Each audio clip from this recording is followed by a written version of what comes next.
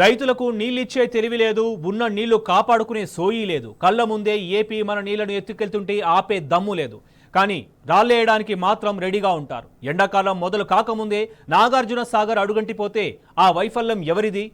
నిరుడు భారీ వర్షాలు పడి నిండు కుండలా మారినా చివరికి 850 టీఎంసీలు సముద్రంలో కలిశాయి.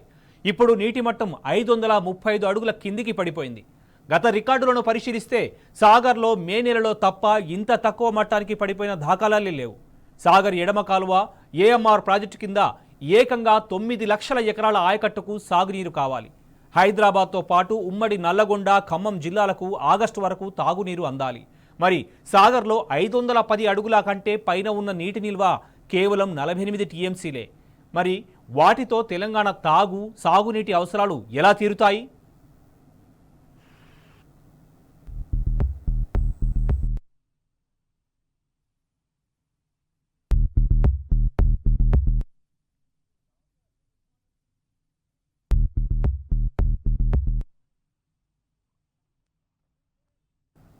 సాగర్కు పోయిన ఏడాది భారీ వరదలు వచ్చినందున ఏప్రిల్ మే వరకు సుంకిశాల సొరంగాలు పైకి తేలే అవకాశాలు లేవని నిపుణులు సైతం అంచనా వేశారు. కానీ ఏపీ తన కోటాతో పాటు తెలంగాణ కోటాను కూడా తన్నుకుపోవడంతో సాగర్ చరిత్రలో ఎన్నడూ లేని విధంగా ఫిబ్రవరి 2వ వారంలోనే నీటి మట్టం 540 అడుగుల కిందికి పడిపోయింది. దీంతో 540 అడుగుల స్థాయిలో ఉన్న సుంకిశాల సొరంగం ద్వారా జలాలు పంప్ హౌస్లోకి రావడం నిలిచిపోయాయి.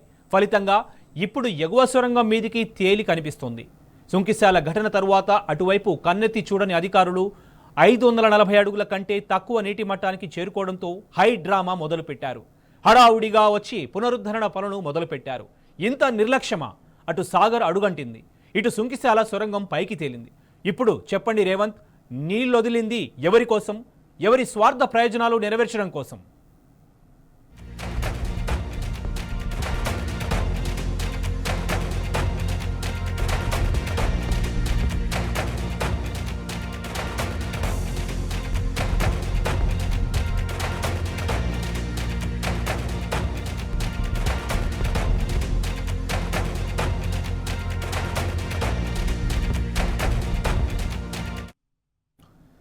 ఇక యాసంగి మధ్యలోనే కాడి పడేసింది కాంగ్రెస్ ప్రభుత్వం. ఫిబ్రవరి దాటక ముందే నీళ్లు లేవంటోంది. గ్రౌండ్ వాటర్ పడిపోయింది. భూగర్భ జలాలు అడుగంటిపోయాయి. రాష్ట్రంలో కరువు వచ్చిందంటూ రైతు కమిషన్ చైర్మన్ కోదండరెడ్డి సన్నాయి నొక్కులు నొక్కుతున్నారు. రైతులు ఇప్పుడు వరి వేయొద్దు, బోర్లు వేయొద్దంటూ సూచనలు చేశారు. గత 10 ఏళ్లలో ఎన్నడూ తగని గ్రౌండ్ వాటర్ ఇప్పుడెందుకు హఠాత్తుగా తగ్గిపోయింది? కేసీఆర్ పాలనలో పైకి ఉబికి వచ్చిన పాతాళ గంగమ్మ ఇప్పుడెందుకు మళ్లీ పాతాళంలోకి పడిపోయింది? రాష్ట్రంలో అసలు గ్రౌండ్ వాటర్ ఎందుకు తగ్గింది? గ్రౌండ్ వాటర్ ఎందుకు రీఛార్జ్ కాలేదు? ఈ ప్రశ్నలకు కాంగ్రెస్ పాలకుల దగ్గర సమాధానం ఉందా?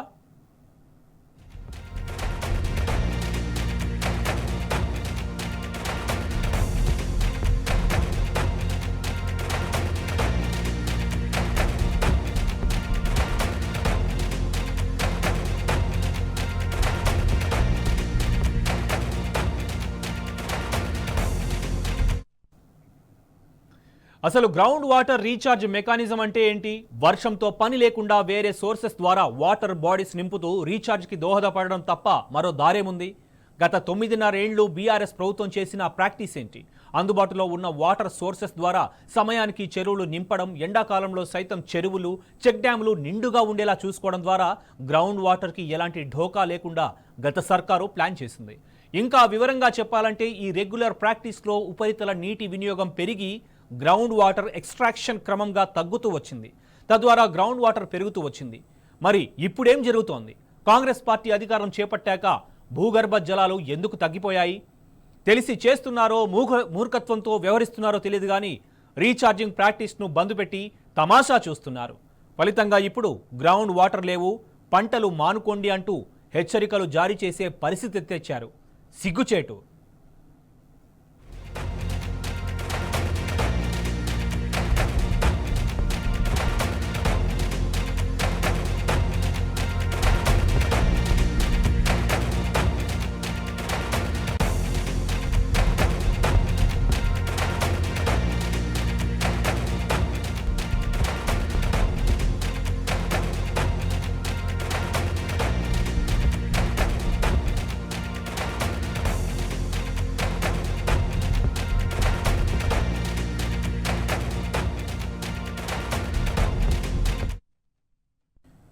కేవలం కాళేశ్వరం ప్రాజెక్టు ప్రతిపాదిత ఏరియానే ఉదాహరణగా తీసుకుంటే ఈ ప్రాంతంలో 2020లో గ్రౌండ్ వాటర్ లభ్యత 125.5 టీఎంసీలు. ఇదే ప్రాంతంలో రెగ్యులర్ ప్రాక్టీస్తో కాళేశ్వరం ద్వారా చెరువులు వాగులు నింపడం వల్ల 2022 నాటికి పెరిగిన గ్రౌండ్ వాటర్ లభ్యత 160.5 టీఎంసీలకు పెరిగింది. అంటే ఏకంగా 35 టీఎంసీలు పెరిగినట్టు లెక్క. ఇదే ఏరియాలో మిషన్ కాకతీయ ద్వారా పైలట్ ప్రాజెక్టుగా 9 వాటర్ షెడ్స్ని తీసుకుంటే 2020లో 10.8 టీఎంసీగా ఉన్న నీటి లభ్యత 2022 నాటికి 12.4 టీఎంసీలకు పెరిగింది. ఈ ప్రాసెస్లో చెరువులు, చెక్ డ్యాంలు, వాగుల్లో నీళ్లు ఉండడం వల్ల ఉపరితల నీటి వినియోగం పెరిగి గ్రౌండ్ వాటర్ వినియోగం తగ్గింది. ఒకవేళ గ్రౌండ్ వాటర్ ఎక్స్ట్రాక్షన్ తగ్గితే తరువాతి సీజన్ కొంచెం అటు ఇటు అయినా వాడని గ్రౌండ్ వాటర్ తరువాతి సీజన్కు ఉపయోగపడుతుంది. గ్రౌండ్ వాటర్ వినియోగం తగ్గితే ఆటోమేటిక్గా కరెంటు వినియోగం కూడా తగ్గినట్లే. ఉన్న చెక్ డ్యాంలకు అదనంగా 2021లో మరో 1250 చెక్ డ్యాంల నిర్మాణాలు దాదాపుగా పూర్తి చేసింది కేసీఆర్ సర్కార్. ఈ లెక్కన గ్రౌండ్ వాటర్ ఇంకా పెరగాలి కానీ విచిత్రంగా ఇప్పుడు తగ్గింది. ఇది ఎవరి ఫెయిల్యూర్?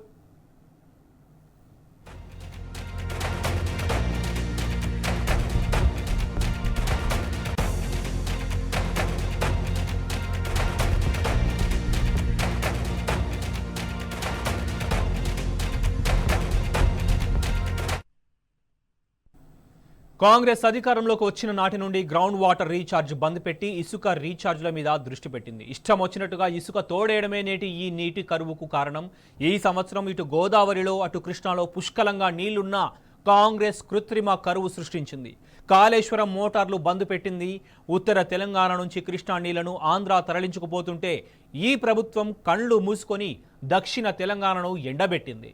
తెలంగాణ వ్యవసాయం గురించి కనీస అవగాహన ఉన్నోళ్ళు ఎవరికైనా ఈ విషయం ఇట్టే అర్థమైపోతుంది. ఇప్పుడు చెప్పండి, రైతులు మీకు ఓట్లేసింది ఇందుకేనా? ఇట్లా నీళ్లు లేకుండా చేయడానికేనా మిమ్మల్ని గద్దె మీద కూర్చోబెట్టింది?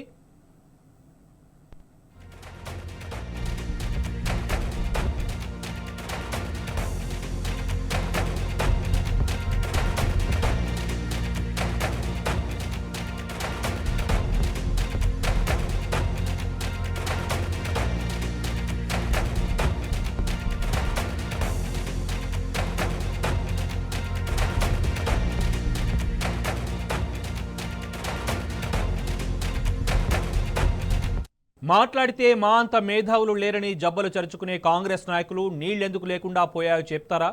కేసీఆర్ అలా పక్కకు జరగగానే కట్క బంద్ చేసినట్లు కరెంటు ఎందుకు ఆగిపోయింది? నీళ్లెందుకు లేకుండా పోయాయి? ఈ ముఖ్యమంత్రికి తెలంగాణ చరిత్ర తెలియదు, భూగోళం తెలియదు.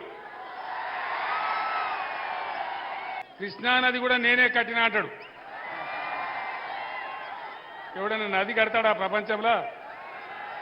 వాళ్ళ అడ్డగోలు హామీలు చూసి మోసపోయి ఓట్లేస్తే కేవలం 4-5 నెలలే ఏం జబ్బు వచ్చింది నాకు అర్థం కాదు. తెలంగాణకు కరెంట్ ఎక్కడ పోయింది? సాగునీళ్ళు ఎక్కడ పోయినాయి? పంటలు ఎందుకు ఎండుతున్నాయి? మంచినీళ్ళ కరువు ఎందుకు వస్తున్నది? గత 10 ఏళ్లలో ఇవన్నీ ఉండేనా? ఇలా ఎన్ని గోల్మాలు అవుతాయి? రేవంత్ రెడ్డికి నీటి విలువ తెలియదు, నోటి విలువ తెలియదు. తెలిసిందల్లా నోటు విలువే. పాలమూరును ఎడారి చేసింది మీరు కాదా? పోతిరెడ్డిపాడుకు హారతులిచ్చిన చరిత్ర కాంగ్రెస్ పార్టీది కాదా? రాష్ట్రంలో 1 ఎకరాకు నీళ్లివ్వకుండా సొంత జిల్లా రైతాంగానికి తీరని అన్యాయం చేసిన ద్రోహి ఎవరు? ఇవన్నీ మాట్లాడకుండా చర్చకు రమ్మంటూ మేకపోతు గాంభీర్యం ప్రదర్శిస్తున్నాడు రేవంత్. బీఆర్ఎస్ పార్టీ ఊరుకుంటుందా? ఏ చర్చకైనా రెడీ అని ప్రకటించింది. దమ్ముంటే ప్లేసు టైము నువ్వే చెప్పు రేవంత్ అంటూ ప్రతి సవాల్ విసిరింది బీఆర్ఎస్. కానీ ఇప్పటిదాకా కాంగ్రెస్ నుంచి సౌండే లేదు.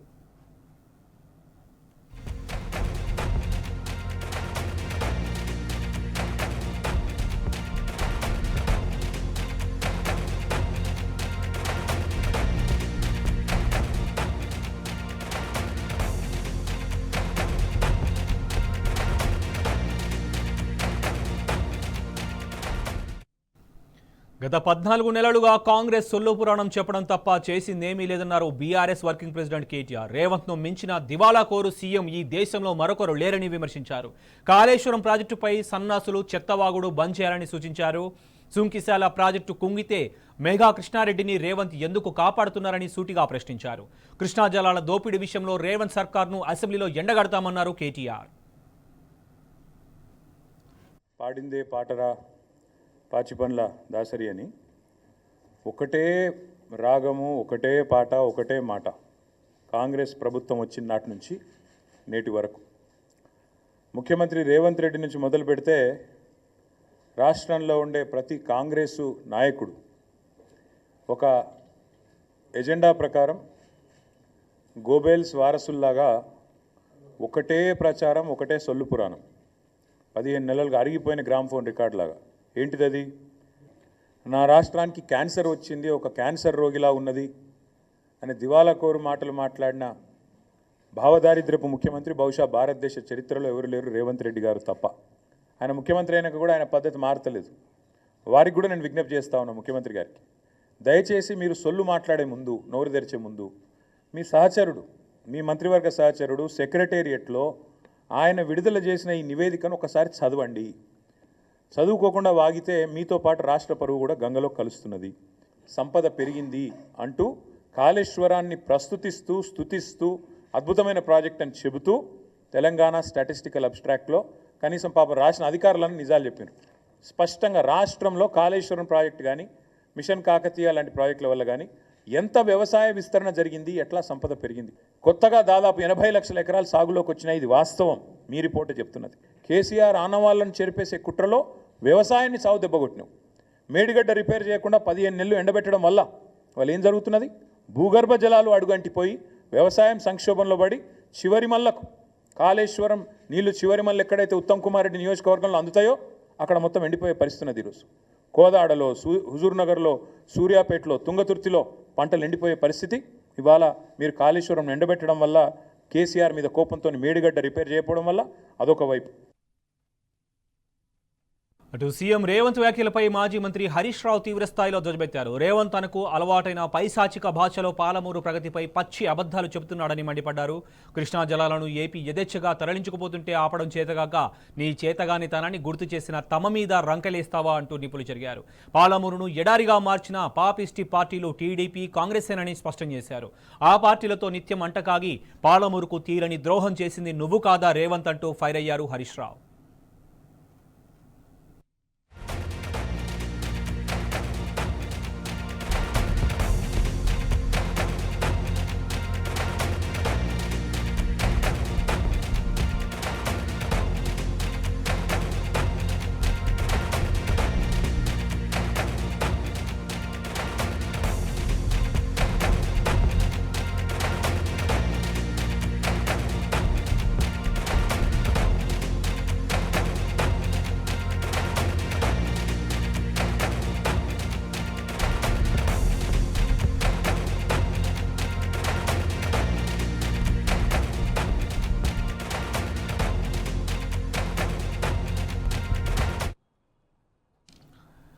రేవంత్ రెడ్డి పదే పదే చరిత్రను వక్రీకరిస్తున్నాడని మాజీ మంత్రి నిరంజన్ రెడ్డి దుయ్యబట్టారు. నారాయణపేట, వికారాబాద్ పర్యటనలో ప్రజలకు పైసా పని కూడా చేయకుండా ఎప్పటిలాగే కేసీఆర్పై బురద జల్లాడని మండిపడ్డారు. దిక్కుమాలిన అభివృద్ధి మోడల్తో వెళ్తున్న రేవంత్ తమను చర్చకు రమ్మనడం విడ్డూరంగా ఉందని ఎద్దేవా చేశారు నిరంజన్ రెడ్డి. 6 లక్షల పైచిలకు ఎకరాలలో ఇప్పుడు ఉమ్మడి పాలమూరు జిల్లాలో యాసంగి పంటలు ఇప్పుడున్నాయి, ఈ క్షణం ఉన్నాయి. ఏం మాట్లాడతాడినా? కేసీఆర్ 10 ఏళ్ల సర్కారులో అసలు నీళ్ళే వేయలేదంటాడు. వానకాలంలో 12 లక్షల ఎకరాలు ఎట్లా పండే, ఇప్పుడు 6 లక్షల ఎకరాల్లో పంటలు ఎట్లున్నాయి? నీవు వచ్చి చేస్తావా? 1 ఎకరాకి ఇస్తావా నీళ్ళు? రేవంత్ సర్కార్ వచ్చి 1 ఎకరాకి నీళ్ళు ఇచ్చిందా పాలమూరు జిల్లాలో? 10 ఏళ్ల కాలంలో కేసీఆర్ సర్కార్ ఇచ్చిన నీళ్లతోనే కదా ఈ అభివృద్ధి వచ్చింది. ఇది కళ్ళ ముందల కనిపిస్తుంటే లక్షల ఎకరాల వరి ఇయ్యాలటి కూడా కళ్ళ ముందల కనిపిస్తుంది. ఇతర పంటలు ఉన్నాయి, వరుసగా పండుతున్నాయి. 2016-17 నుంచి వరుసగా పండుతున్నాయి. అద్భుతమైనటువంటి పంటలు వచ్చినాయి. కొన్నది సర్కారే, లెక్కలు సర్కారుతోనే ఉన్నాయి. అనుభవించిన ప్రజలు వాళ్ళ జీవితాల్లో వచ్చిన ఆర్థిక స్థితితో, పురోగతితో నమ్మకం పెరిగి, ధైర్యం పెరిగి పిల్లలు చదివించుకుంటున్నారు, ఇండ్లు కట్టుకుంటున్నారు, ఊళ్ళు బాగైనాయి, పల్లెలు బాగైనాయి, చర్చిద్దామా అంటాడు. నవ్వుకుంటున్నారు ఆ ప్రజలు. ఏం పాలమూరు బిడ్డలకు నువ్వు రైతు బంధు ఎగ్గొట్టినందుకా? రుణమాఫీ పూర్తి చేయనందుకా? ఇలా పోయి పంటలు ఎండబెడుతున్నందుక? నీళ్ళు తెలంగాణలో ఇప్పటికే రైతులు నాట్లు వేసి 2 నెలలు అవుతోంది. పొలాలకు ఒక దఫా యూరియా చల్లడం కూడా అయిపోయింది. అయితే ఈ సమయంలో వచ్చి సాగునీటి లభ్యత లేదంటే ఆ రైతులు ఎక్కడికి పోవాలి? ఇదెక్కడి దుర్మార్గమని మండిపడ్డారు మాజీ ఎంపీ వినోద్ కుమార్. కాళేశ్వరం ప్రాజెక్టులోని మేడిగడ్డ బ్యారేజీకి వెంటనే మరమ్మతులు చేసి రైతులకు నీళ్లివ్వాలని సీఎం రేవంత్కు లేఖ రాశానని చెప్పారు. చైర్మన్ గారు కోదండరామిరెడ్డి గారు ఒక ప్రకటన చేశారు. తెలంగాణ రైతులారా, నాట్లు వేయకండి, వ్యవసాయ పనులు ఉధృతంగా చేయకండి, నీళ్లు లేవు, మీరు విరమించండి అని ప్రకటన చేశారు. ఈ ప్రకటన ఎట్లున్నదంటే చేతులు కాలిన తర్వాత ఆకులు పట్టుకున్నట్టున్నది. ఎందుకంటే ఇప్పుడు నాట్లేస్తారా? నాట్లేసి దాదాపు 2 మాసాలు అయిపోయింది. నాట్లేయడమే కాదు, రైతులు ఒక దఫా యూరియా కూడా చల్లిండ్రు. యూరియా బస్తాల కోసం క్యూలు కడుతున్నారు. వ్యవసాయ శాఖకు సంబంధించినటువంటి డిపోల దగ్గర ఆశ్చర్యం వేసింది. ఎట్లా వేస్తారు ఇలాంటి ప్రకటనలని? రాష్ట్ర ముఖ్యమంత్రి రేవంత్ రెడ్డి గారికి ఒక బహిరంగ లేఖ నేను రాయడం జరిగింది. మేడిగడ్డ మరమ్మతులను వెంటనే చేపట్టాలి ముఖ్యమంత్రి గారు. ముందు నీళ్ళివ్వండి, రైతులతో చెలగాటం వద్దు, కాలయాపన మీ ప్రభుత్వానికి తగదు అని చెప్పి చాలా సుదీర్ఘమైన నేను లేఖ రాశాను. మొత్తానికి తెలంగాణకు నీళ్లు లేకుండా చేసి స్వామి కార్యం స్వకార్యం రెండూ పూర్తి చేసుకున్నాడు రేవంత్. ఒక్క ఎకరానికి కూడా నీళ్లు ఇవ్వని చేతగాని ముఖ్యమంత్రి కేసీఆర్ మీద రంకలేస్తున్నాడు. రేవంత్ చేష్టలు సూర్యుడి మీద ఉమ్మివేసినట్లు ఉన్నాయి. ఉత్త వాగుడే తప్ప ఒక్క వాగు మీద కూడా ఒక్క ఇటుక పెట్టని వదరుబోతు మాటలపై తెలంగాణ మండిపడుతోంది. 14 నెలల్లో ఒక్క చెక్ డ్యాం కూడా కట్టని దద్దమ్మ ముఖ్యమంత్రివి నువ్వు. తెలంగాణలో ఏ మూలకు వెళ్ళినా ఇదే మాట అంటారు. చెల్లని రూపాయికి గీతలెక్కువ, చేతగాని రేవంత్కు కోతలెక్కువ.